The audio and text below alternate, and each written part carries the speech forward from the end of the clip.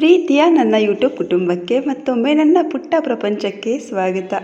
ಇದು ಆಲ್ರೆಡಿ ನಿಮಗೆ ಲಾಸ್ಟ್ ವಿಡಿಯೋದಲ್ಲಿ ತೋರಿಸ್ತಿದ್ದೆ, ಆದರೆ ಮತ್ತೆ ತೋರಿಸ್ತಾ ಇದ್ದೀನಿ. ಯಾಕಂತ ಹೇಳಿದ್ರೆ ಈ ಕೆಂಪು ರಾಣಿಯವ್ರನ್ನ ನೋಡೋಕ್ಕೆ ಒಂಥರ ಚೆಂದ. ಅಂದರೆ ನಮ್ಮ KSRTC ಬಸ್ಸು ನಾವು ಬೆಳಗ್ಗೆ ಒಂದು 8 ಗಂಟೆ ಒಳಗಡೆ ಹೋಗಿದ್ದೀವಿ.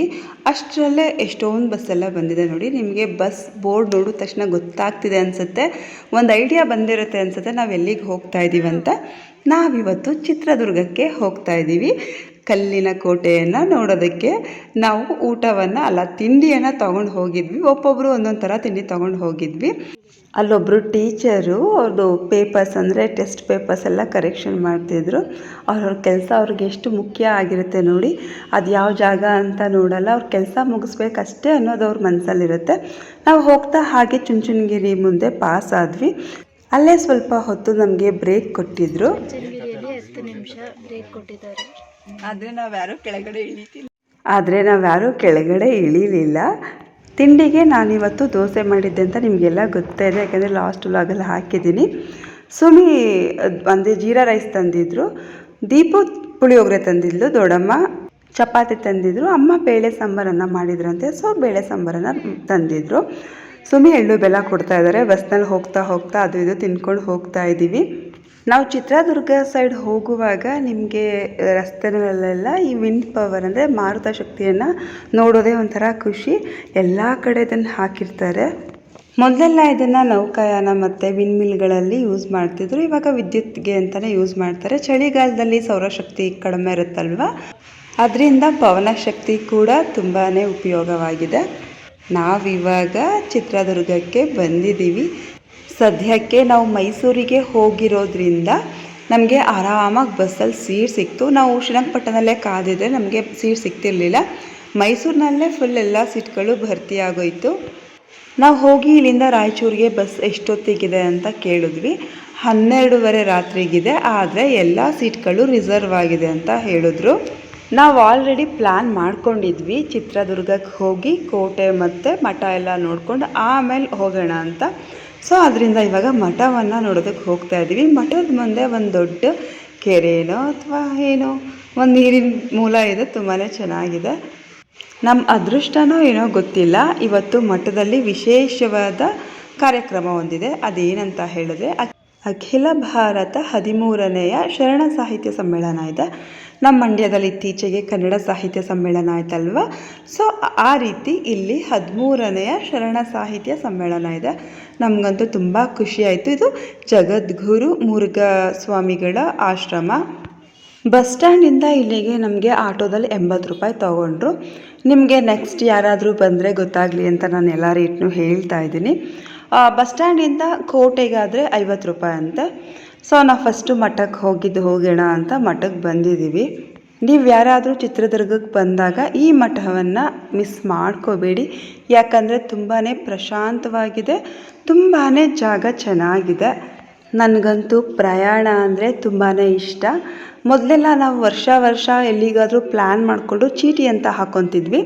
ಚೀಟಿ ನಾವೇ ನಡೆಸ್ತಿಲ್ಲ, ಸುಮಿ ಅಂತ ಇದ್ದಾರಲ್ವ ನನ್ನ ಫ್ರೆಂಡು, ಸೊ ಅವ್ರು ಚೀಟಿಯನ್ನು ಹಾಕ್ತಿದ್ರು. ಅವರು ಹಾಕಿದಾಗ ನಾವು ನಮ್ಮದು ಕೂಡ ಒಂದು ಚೀಟಿ ಹಾಕ್ತಿದ್ವಿ. ಆ ದುಡ್ಡು ಎಷ್ಟು ಬೆಳೆಯುತ್ತೋ ಆ ದುಡ್ಡಿಗೆ ತಕ್ಕ ಹಾಗೆ ಯಾವುದಾದ್ರೂ ಪ್ಲೇಸಿಗೆ ಹೋಗ್ತಿದ್ವಿ. ನಾನು ಇದುವರೆಗೆ ಸುಮಾರು ಪ್ಲೇಸ್ಗಳಿಗೆ ಹೋಗಿದ್ದೀನಿ. ಅದಕ್ಕೆಲ್ಲ ಕಾರಣ ನಿಜವಾಗ್ಲೂ ಸುಮಿನೇ. ನನ್ನ ಹಸ್ಬೆಂಡ್ಗೆ ಟ್ರಾವೆಲಿಂಗ್ ಎಲ್ಲ ಇಷ್ಟ ಆಗಲ್ಲ. ಸೊ ಅವ್ರನ್ನ ಕಟ್ಕೊಂಡಿದ್ರೆ ನಾನು ಎಲ್ಲೂ ನೋಡೋದಕ್ಕೂ ಅಂದರೆ ಯಾವ ಪ್ಲೇಸು ನೋಡೋದಕ್ಕೂ ಆಗ್ತಿರ್ಲಿಲ್ಲ, ಎಲ್ಲೂ ಹೋಗೋದಕ್ಕೂ ಆಗ್ತಿರ್ಲಿಲ್ಲ. ನಮಗೇನೋ ಒಂಥರ ಸುಮಿ ಸೇಫ್ ಝೋನು. ನಮ್ಗೆ ಅವ್ರ ಜೊತೆ ಹೋದರೆ ನಿಜವಾಗ್ಲೂ ಸೇಫಾಗಿ ಹೋಗಿ ಸೇಫಾಗಿ ಬರ್ತೀವಿ ಅನ್ನೋದೊಂದು ನಂಬಿಕೆ. ಅವ್ರು ಗೂಗಲ್ ಮ್ಯಾಪೆಲ್ಲ ಹಾಕ್ಕೊಂಡು ಯಾವ ರೂಟಲ್ಲಿ ಹೋದರೆ ಹೇಗೆ ಹೋಗ್ಬೋದು ಅನ್ನೋದೆಲ್ಲ ಅವರೇ ಡಿಸೈಡ್ ಮಾಡಿರ್ತಾರೆ.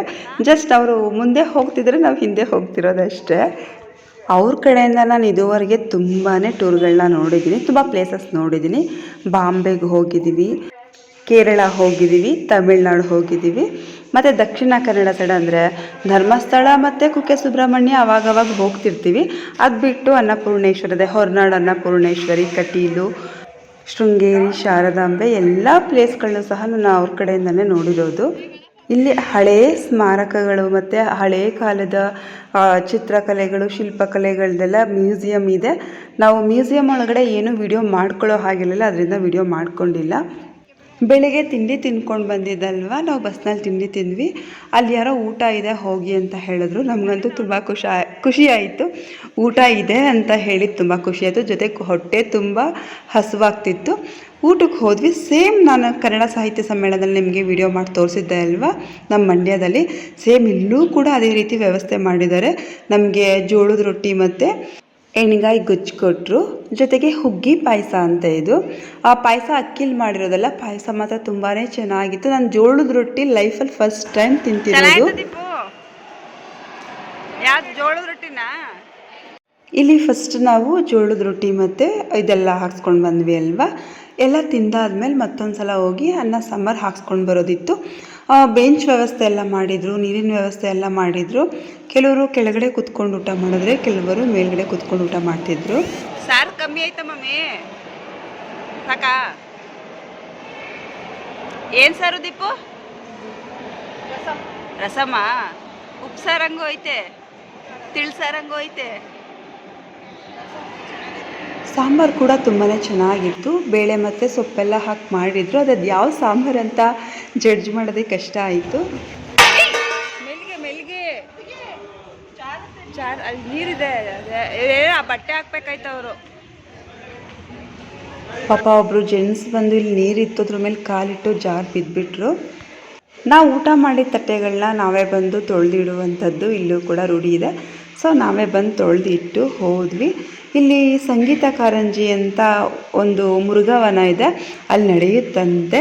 ನಾನು ಮುರುಘಾವನದೇ ಸಪ್ರೇಟಾಗಿ ವಿಡಿಯೋ ಮಾಡಿದ್ದೀನಿ, ಅದನ್ನು ಸಪ್ರೇಟಾಗಿ ಹಾಕ್ತೀನಿ ನೋಡಿ. ಅದು ಕೂಡ ತುಂಬ ಚೆನ್ನಾಗಿದೆ. ಇಲ್ಲಿ ಹತ್ತಿರ ಇರುವಂತಹ ಸ್ಕೂಲ್ಗಳ ಮಕ್ಕಳನ್ನೆಲ್ಲ ಕರ್ಕೊಂಡು ಬಂದಿದ್ದರು. ನಮ್ಮ ಕನ್ನಡ ಸಾಹಿತ್ಯ ಸಮ್ಮೇಳನಕ್ಕೂ ಸಹ ನಮ್ಮ ಸುತ್ತಮುತ್ತ ಇರುವಂತಹ ಶಾಲೆ ಕಾಲೇಜುಗಳ ಮಕ್ಕಳನ್ನ ಕರ್ಕೊಂಡು ಬಂದಿದ್ರಲ್ವ. ಸೊ ಅದರಿಂದಾಗಿ ಇವತ್ತು ಇಲ್ಲಿ ಸುತ್ತಮುತ್ತ ಇರುವಂಥ ಮಕ್ಕಳುಗಳನ್ನ ಕರ್ಕೊಂಡು ಬಂದಿದ್ದಾರೆ. ಇಲ್ಲೊಂದು ಆನೆ ಇದೆ, ಅದರಲ್ಲಿ ಎಲ್ಲರೂ ಹೋಗಿ ಫೋಟೋಸ್ ತೆಗೆಸ್ಕೊತಿದ್ರು ಮತ್ತು ಆಶೀರ್ವಾದ ಮಾಡಿಸ್ಕೊತಿದ್ರು.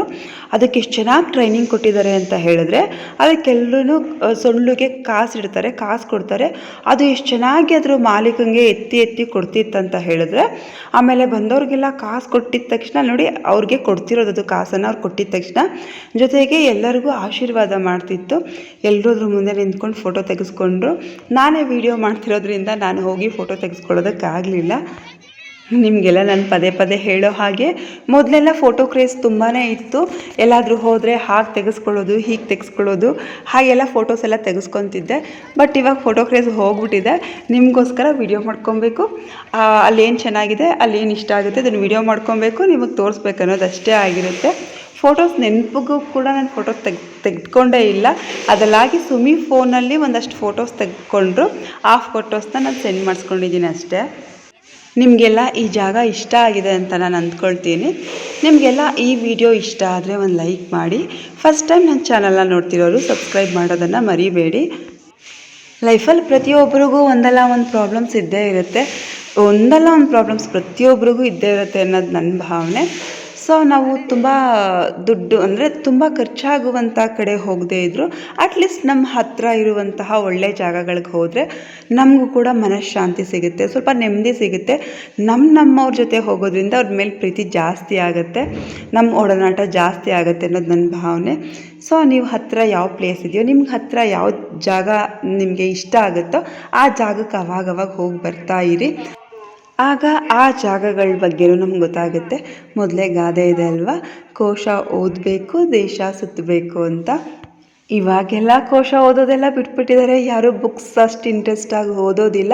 ಅಟ್ಲೀಸ್ಟ್ ಈ ರೀತಿ ವಿಡಿಯೋಗಳನ್ನ ನೋಡೋದ್ರಿಂದ ನಿಮಗೆ ಒಂದಷ್ಟು ವಿಚಾರಗಳು ಗೊತ್ತಾಗುತ್ತೆ. ಇದು ಮುರುಘಾ ಮಠ. ನಿಮಗೆ ಮುರುಘಾವನ ನಾನು ನೆಕ್ಸ್ಟ್ ವ್ಲಾಗಲ್ಲಿ ಹಾಕ್ತೀನಿ, ಅದು ನೀವು ಮಿಸ್ ಮಾಡದೆ ನೋಡಿ. ಇದನ್ನು ಮಿಸ್ ಮಾಡಿಕೊಂಡು ಸಹ ಅದನ್ನು ಮಿಸ್ ಮಾಡಬೇಡಿ, ಯಾಕಂದರೆ ತುಂಬಾ ಚೆನ್ನಾಗಿದೆ. ಅಲ್ಲಿ ಒಳಗಡೆ ಹೋದರೆ ವಾಪಸ್ ಬರಬೇಕು ಅಂತ ಅನಿಸೋದೇ ಇಲ್ಲ, ಅಷ್ಟು ಚೆನ್ನಾಗಿದೆ ಜಾಗ ಮುರುಘಾವನ. ಬೇರೆ ದಿನಗಳಲ್ಲಿ ಹೋದರೆ ಮಠದೊಳಗಡೆ ಯಾವುದೇ ಕಾರಣಕ್ಕೂ ವಿಡಿಯೋ ಮಾಡೋ ಹಾಗಿಲ್ವಂತೆ. ನಾನು ಎಂಟ್ರಿ ಆದ ತಕ್ಷಣ ಯಾರೋ ಸೆಕ್ಯೂರಿಟಿ ವಿಡಿಯೋ ಮಾಡಬೇಡಿ, ಫೋನ್ ಸ್ವಿಚ್ ಆಫ್ ಮಾಡಿ ಅಂತ ಹೇಳಿದ್ರು. ಆದರೆ ಅಲ್ಲಿ ಮೇಲ್ವಿಚಾರಕರಿದ್ರಲ್ವ, ಅವರು ಏನಿಲ್ಲ ಮಾಡ್ಕೊಳ್ಳಿ ಅಮ್ಮ, ಇವತ್ತು ಒಂದಿನ ಮಾಡ್ಕೊಳ್ಳಿ, ಎಲ್ಲರಿಗೂ ಅವಕಾಶ ಮಾಡಿಕೊಟ್ಟಿದ್ದೀವಿ ಅಂತ ಹೇಳಿದ್ರು. ಸೊ ಅದರಿಂದಾಗಿ ನಾನು ವಿಡಿಯೋ ಮಾಡಿಕೊಂಡೆ. ಮಠದೊಳಗಡೆ ಕಾಲಿಟ್ಟ ತಕ್ಷಣ ನಿಜವಾಗ್ಲೂ ಪಾಸಿಟಿವ್ ಎನರ್ಜಿ, ಒಂಥರ ಶಾಂತವಾದ ಮನಸ್ಸು. ನಿಜ ಎಷ್ಟು ಖುಷಿಯಾಗುತ್ತೆ ಅಂತ ಹೇಳಿದ್ರೆ, ಇಷ್ಟೊಳ್ಳೆ ಜಾಗಗಳನ್ನ ನಾವು ಲೈಫಲ್ಲಿ ಮಿಸ್ ಮಾಡ್ಕೊತೀವಲ್ಲ ಅಂತ ಅನ್ನಿಸ್ತಿತ್ತು. ಸುತ್ತ ನೋಡಿ ಎಷ್ಟು ಚೆನ್ನಾಗಿ ಕಿಟಕಿಗಳೆಲ್ಲ ಇಟ್ಟು ಎಷ್ಟು ಚೆನ್ನಾಗಿ ಮಠ ಮಾಡಿದಾರಂತ. ಈ ಕಲ್ಲುಗಳನ್ನೆಲ್ಲ ಅದು ಹೇಗೆ ತಂದು ಕಟ್ತಾರೋ ಅಪ್ಪ, ನಿಜವಾಗ್ಲೂ ನಮ್ಮ ಕರ್ನಾಟಕದಲ್ಲಿರೋ ಸ್ಥಳಗಳನ್ನ ನೋಡ್ತಿದ್ರೆ ಎಷ್ಟು ಚೆನ್ನಾಗಿದೆ ಅಂತ ಅನ್ನಿಸ್ತಿರುತ್ತೆ, ಎಷ್ಟು ಐತಿಹಾಸಿಕವಾಗಿದೆ ಅಂತ ಅನ್ನಿಸ್ತಿರುತ್ತೆ. ಇದು ಮುರುಗಿಯ ಶಾಂತವೀರ ಸ್ವಾಮಿಗಳ ಲೀಲಾ ವಿಶ್ರಾಂತಿ ಗೃಹ ಅಂತ ಇದೆ. ಇಲ್ಲಿ ಹೂವಿನ ಅಲಂಕಾರ ತುಂಬಾ ಚೆನ್ನಾಗಿ ಮಾಡಿದ್ದಾರೆ. ಅದನ್ನು ನೋಡ್ತಾ ಇದ್ದರೆ ಎರಡು ಕಣ್ಣು ಸಾಲೋದಿಲ್ಲ, ನೋಡ್ತಾನೇ ಇರಬೇಕಂತ ಅನ್ನಿಸ್ತಿರುತ್ತೆ. ನೋಡಿ, ನಿಮಗೆ ನೋಡ್ತಿದ್ರೆ ಗೊತ್ತಾಗ್ತಿದೆ ಅಂತ ಅನಿಸುತ್ತೆ. ಇವತ್ತು ಶರಣ ಸಾಹಿತ್ಯ ಸಮ್ಮೇಳನ ಇರೋದ್ರಿಂದ ಇಷ್ಟು ಚೆನ್ನಾಗಿ ಅಲಂಕಾರ ಮಾಡಿದ್ದಾರೆ. ಈ ಗುಡಿ ಸುತ್ತ ಸ್ವಲ್ಪ ಜಾಗ ಇದೆ, ಅಲ್ಲಿ ಶರಣರ ಫೋಟೋಗಳನ್ನೆಲ್ಲ ದೊಡ್ಡದಾಗಿ ಹಾಕಿದ್ದಾರೆ. ನಾನು ಪೂರ್ತಿ ಎಲ್ಲರದ್ದು ಡೀಟೇಲಾಗಿ ಫೋಟೋಸ್ ತೋರಿಸೋಣ ಅಂತ ಹೇಳಿದ್ರೆ ಸಮಯ ಇಲ್ಲ, ಯಾಕಂದರೆ ಅಲ್ಲಿಂದ ನಾವು ಮತ್ತೊಂದು ಜಾಗಕ್ಕೆ ಹೋಗ್ಬೇಕಂತ ಡಿಸೈಡ್ ಮಾಡ್ಕೊಂಡಿದ್ದೀವಿ. ಅದರಿಂದ ನಾನು ಹಾಗೇ ಮೇಲೆ ತೋರಿಸ್ಕೊಂಡು ಬರ್ತಾ ಇದ್ದೀನಿ. ನೀವು ನೆಕ್ಸ್ಟ್ ಬಂದಾಗ ಈ ಪ್ಲೇಸ್ ಮಿಸ್ ಮಾಡಬೇಡಿ. ನೋಡಿ, ನಿಜವಾಗ್ಲೂ ನಿಮ್ಗೊಂಥರ ನೆಮ್ಮದಿ ಸಿಗುವಂತಹ ಜಾಗ ಅಂತಲೇ ನಾನು ಹೇಳ್ತೀನಿ. ನಾನು ಇದುವರೆಗೆ ಚಿತ್ರದುರ್ಗಕ್ಕೆ ಒಂದು 2-3 ಸಲ ಬಂದಿದ್ದೀನಿ, ಆದರೆ ನಾನು ಇದೇ ಫಸ್ಟ್ ಟೈಮ್ ಈ ಮಠವನ್ನು ನೋಡ್ತಾ ಇರೋದು. ನಾವು ಚಿತ್ರದುರ್ಗಕ್ಕೆ ಹೋಗೋದು ಬೇಡ, ನಾವೆಲ್ಲಿಗೆ ಅಂದ್ಕೊಂಡಿದ್ದೀವೋ ಆ ಜಾಗಕ್ಕೆ ಹೋಗೋಣ ನಡೀರಿ ಅಂತ ನಾವು ಅಷ್ಟೊಂದು ಫೋರ್ಸ್ ಮಾಡಿದ್ವಿ ಸುಮಿಗೆ. ಬಟ್ ಸುಮಿನೇ ಇಷ್ಟಪಟ್ಟು ಇಲ್ಲ, ನಾನು ಚಿತ್ರದುರ್ಗಕ್ಕೆ ಹೋದ್ಮೇಲೆ ಕೋಟೆ ನೋಡ್ಕೊಂಡು ಬರಲೇಬೇಕಂತ ಹಠ ಮಾಡಿದ್ರು. ಸೊ ಅವ್ರು ಹಠ ಮಾಡಿದ್ದು ಕೂಡ ಒಳ್ಳೆಯದೇ ಆಯಿತು. ನಮಗೊಂದೊಳ್ಳೆ ಊಟ ಸಿಕ್ತು, ಜೊತೆಗೆ ನಮಗೆ ಈ ಮಠವನ್ನು ನೋಡಿ ತುಂಬ ಖುಷಿ ಆಯಿತು. ಈ ಗುಡಿಯಿಂದ ಆಚೆ ಬಂದ ಮೇಲೆ ಸುತ್ತ ನಾನು ಹಾಗೆ ಒಂದು ವಿಡಿಯೋ ಮಾಡಿಕೊಂಡೆ. ಇಲ್ಲಿ ಸ್ಪೇಸ್, ಈ ಸಭಾಂಗಣ ನಿಜವಾಗ್ಲೂ ತುಂಬ ದೊಡ್ಡದಾಗಿದೆ. ಹಾಗೆ ಮೇಲ್ಗಡೆ ಸ್ಟೇಜ್ ಮೇಲೆ ಹೋದರೆ ಅಲ್ಲೂ ಸಹ ಹಲವಾರು ಶರಣರ ಫೋಟೋಗಳನ್ನ ಹಾಕಿದ್ದಾರೆ. ಅಲ್ಲೊಬ್ಬರು ಯೂಟ್ಯೂಬರ ಅಥವಾ TV ಚಾನಲ್ ಅವರೋ ಗೊತ್ತಿಲ್ಲ, ಅಲ್ಲಿರುವಂತಹ ಪ್ರತಿಯೊಂದು ಚಿತ್ರಗಳಲ್ಲಿ ಯಾವ್ಯಾವ ಶರಣರಿದ್ದಾರೋ ಅವ್ರ ಹೆಸರೆಲ್ಲ ಹೇಳಿಕೊಂಡು ಎಲ್ಲರಿಗೂ ಪರಿಚಯ ಮಾಡೋ ರೀತಿಯಲ್ಲಿ ಅವರು ಮಾತಾಡ್ತಿದ್ರು. ನಾನು ಮೊದಲೇ ಹೇಳಿದಾಗೆ ಪ್ರತಿಯೊಬ್ಬರು ಶರಣರದ್ದು ವೀಡಿಯೋ ಮಾಡ್ಕೊಳ್ಳೋದಕ್ಕೆ ನನಗೆ ಆಗಲಿಲ್ಲ, ನನಗೆ ಸಮಯ ಇರಲಿಲ್ಲ. ಇಲ್ಲಿ ನೋಡಿ, ಶೂನ್ಯ ಪೀಠಾರೋಹಣ ಅಂತ ಇದೆ. ಇಲ್ಲೊಂದು ಪೀಠ ಇದೆ, ಅದ್ರ ಪಕ್ಕ ಒಂದೆರಡು ಲೈನ್ ಬರೆದಿದ್ರು. ಅದು ನಂಗೆ ತುಂಬಾ ಖುಷಿ ಆಯಿತು, ಒಂಥರ ಓದಿದ ತಕ್ಷಣ ಖುಷಿ ಆಯಿತು. ಇಲ್ಲಿನ ಪ್ರಶಾಂತತೆಯನ್ನು ಆಸ್ವಾದಿಸಿ, ಗಲಾಟೆ ಮಾಡಬೇಡಿ, ಮೌನ ಮೌನ ಅಂತ ಬರೆದಿತ್ತು. ಮೌನಕ್ಕೊಂದು ಅರ್ಥ ಬರಬೇಕಂತ ಹೇಳಿದ್ರೆ, ಆ ಅರ್ಥ ನಿಮಗೆ ಗೊತ್ತಾಗಬೇಕಂತ ಹೇಳಿದ್ರೆ ಇಂತಹ ಪ್ರಶಾಂತವಾದ ಜಾಗಕ್ಕೆ ಬಂದು ಹೋಗಬೇಕು. ನನಗೆ ಕೂಡಲ ಸಂಗಮ ತುಂಬಾ ಇಷ್ಟ. ಬಸವಣ್ಣನವರು ಐಕ್ಯರಾದಂತಹ ಜಾಗ ಅದು. ನನಗೆ ಆ ಜಾಗ ಕೂಡ ತುಂಬಾ ಚೆನ್ನಾಗಿದೆ. ತ್ರಿವೇಣಿ ಸಂಗಮ ಎಲ್ಲ ಇದೆ, ಆ ಜಾಗ ಕೂಡ ನನಗೆ ತುಂಬಾ ಇಷ್ಟ. ಆದರೆ ಇವತ್ತು ನಾವು ಅಲ್ಲಿಗೆ ಹೋಗ್ತಿಲ್ಲ. ನಾನು 1-2 ಸಲ ಹೋಗಿದ್ದೀನಿ, ಆವಾಗ ನನಗೆ ಅದು ತುಂಬಾ ಇಷ್ಟ ಆಗಿತ್ತು. ಮಠ ಎಲ್ಲ ನೋಡಿ ಮುಗಿಸಿದ ಮೇಲೆ ನಾವಿವಾಗ ಮುರುಘಾವನವನ್ನು ನೋಡೋದಕ್ಕೆ ಬರ್ತಿದ್ದೀವಿ. ಇದು ನಿಮಗೆ ನೋಡ್ತಿದ್ರೆ ಇದನ್ನು ಎಲ್ಲಾದರೂ ನೋಡಿದ್ದೀನಿ ಅಂತ ಅನಿಸುತ್ತಾ? ಇದು ಆಂಕರ್ ಅಂತ. ಇದು ಹಡಗುಗಳನ್ನ, ಅಂದರೆ ಈಗ ಜೋರಾಗಿ ಅಲೆಗಳು ಬರುತ್ತೆ ನೋಡಿ ಸಮುದ್ರದಲ್ಲಿ, ಅಥವಾ ಜೋರಾಗಿ ಗಾಳಿ ಬರುತ್ತೆ ನೋಡಿ, ಅದರಿಂದ ಬಚಾವ್ ಮಾಡೋದಕ್ಕೆ ಹಡಗುಗಳಿಗೆ ಕೆಳಗಡೆ ಸೇರಿಸಿರುವಂತಹ ಸಾಧನದ ಆಂಕರ್ ಅದಲ್ಲಿದ್ದಿತ್ತು. ಇದು ಮುರುಘಾವನ. ಇದರೊಳಗಡೆ ನಾವು ಹೋದ್ವಿ, ಅಲ್ಲೊಳಗಡೆ ಏನಿತ್ತು ಅನ್ನೋದನ್ನು ನೀವು ನೋಡಬೇಕಂದ್ರೆ ನೆಕ್ಸ್ಟ್ ವ್ಲಾಗ್ವರೆಗೂ ವೆಯ್ಟ್ ಮಾಡಬೇಕು. ಇಲ್ಲಿಗೆ ಹೋಗೋದಕ್ಕೆ 50 ರೂಪಾಯಿ ಟಿಕೆಟ್ ಇದೆ. ಅಮ್ಮ ಮಾತಾಡಿದ್ರು, ನೋಡಮ್ಮ ನಮಗೆ ಒಳಗಡೆ ಬರೋದಕ್ಕೆ ಆಗ್ತಿಲ್ಲ, ಕಾಲೆಲ್ಲ ತುಂಬ ನೋವ್ತಿದೆ, ಒಂದು ಸೈಡ್ ಕೂತಿರ್ತೀವಿ, ನೀವು ಹೋಗಿ ಬನ್ನಿ ಅಂದರು. ನಾವೆಲ್ಲ ಹೋಗಿದ್ದು ಬಂದ್ವಿ. ಇದರೊಳಗಡೆ ಹೋಗಿದ್ದು ಬಂದಮೇಲೆ ನನಗನ್ಸಿದ್ದು ಇವತ್ತು ಮಾಡಿದ್ದು ಒಂದು ಅರ್ಥಪೂರ್ಣವಾದ ಪ್ರಯಾಣ ಅಂತ.